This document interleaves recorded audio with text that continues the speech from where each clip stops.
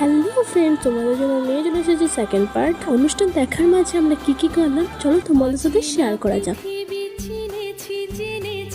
তোমার হাতটি ধরে অচেনা পৃথিবী চিনেছি জেনেছি তোমার হাতটি ধরে।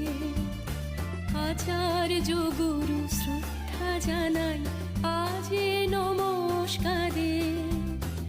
অচেনা পৃথিবী চিনেছি জেনেছি তোমার হাতটি ধরে। আচার্য গুরু